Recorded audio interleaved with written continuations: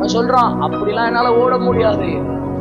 நான் இந்த தெரியுது பாரு, அவனுக்கு பேரு கூட தெரியாத ஒரு ஊர், அந்த ஊருக்குள்ள நான் போயிடுறேன். ஏன்னா ஒரே ரீசன் தான். அது எங்க இருக்குது?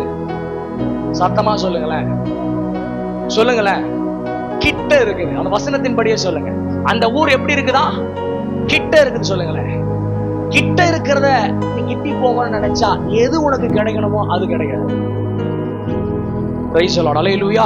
இது ரொம்ப கிட்ட இருக்குது பிரதர். நான் சொல்றேன், உனக்கு கிட்ட நன்மை கிடையாது. ஆண்டவர் உனக்கு தூரத்துல தான் நன்மை வச்சிருக்கிறார். ஹல்லேலூயா. நீ கிட்ட இருக்குது, இங்கே கைவிட்டு இங்கே எடுத்து இங்கே போட்டுக்கலாம் அப்படி நினைக்காத. தேவனுடைய சித்தம் உனக்குள் பெருசு. நீ கிட்ட இருந்து கையை விட்டு எடுக்க முடியாது. தூரத்தில் தான் உன் நன்மை இருக்குது. ஹல்லேலூயா, ஹல்லேலூயா. கிட்ட இருக்கிற ஆசீர்வாதம் இல்லையா, உனக்கு தேவன் தூரத்துல பெருசா கிருபையை விளங்க பண்ண கர்த்தர் காத்திருக்கிறார். அந்த மலையின் மேல அவருடைய கிருபை விளங்கும்படியாக ஆண்டவர் உன்னை ஆயத்தமா இரு என்று சொல்கிறார். அந்த பட்டணத்தை விட்டு என்னால் வெளியே வர முடியல ஏன்னு சொன்னா அதோடு இணைக்கப்பட்டிருக்கிற என்னால வெளிவர முடியல. ஆனாலும் கர்த்தர் நம்மேல் வச்ச அந்த இரக்கத்தால் அந்த கிருபையை நம்முடைய வாழ்க்கையில் விளங்க பண்ணும்படி, அந்த நன்மையான ஈவுகளை கர்த்தர் நமக்காய் கொடுக்கும்படி தூதர்களை கொண்டு ஆண்டவர் வெளியே கொண்டு வந்தார்.